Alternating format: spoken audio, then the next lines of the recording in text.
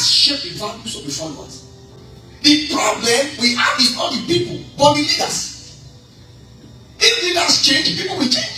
When God's judgment wants to come, God visits the leader. God knows the strategic role of leadership.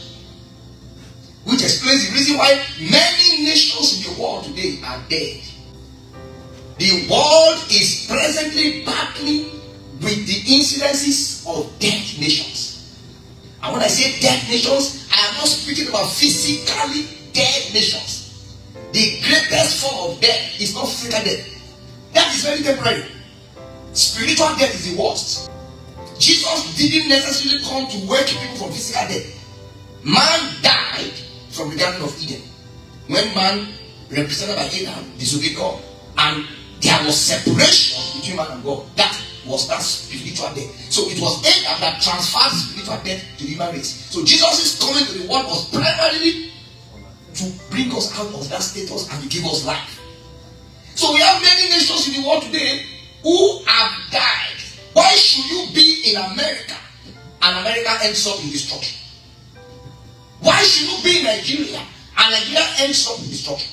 If you can pray, if you can stand up for Christ, if you can live as a genuine disciple.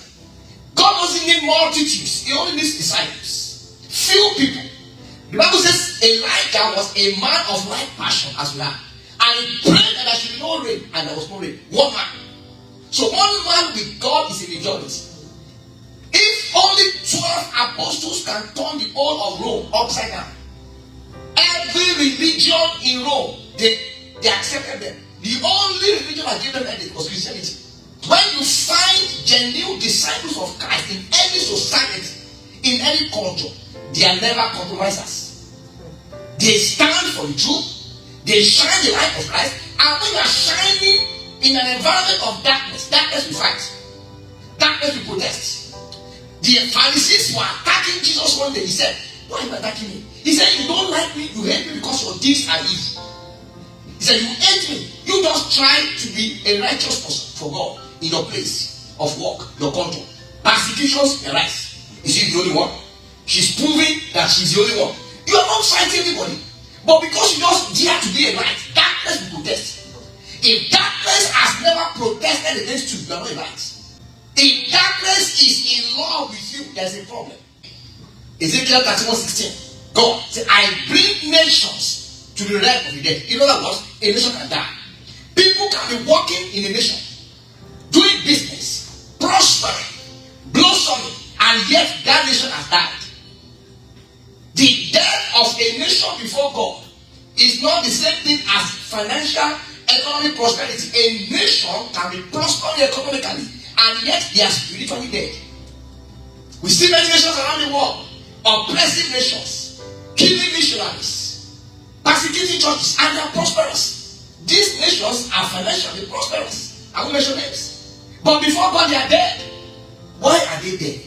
Because they have turned their back against God.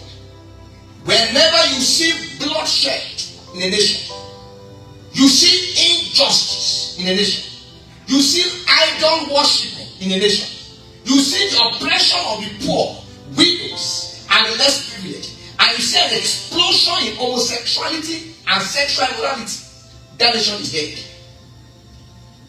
Because these are basically the things that God judges nations for.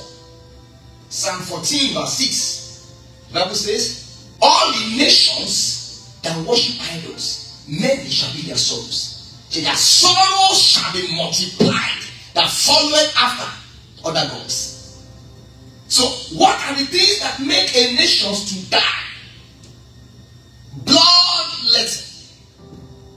Bloodletting. You are right. There are some people, there are some nations, they are not shedding people's blood physically. But the policies and the laws that they are making, they are draining people's blood. They are using people as raw materials to satisfy generational political interests. They are bloodshedders. Where you see injustice, it is justice for the rich and judgment for the poor. That nation will die eventually.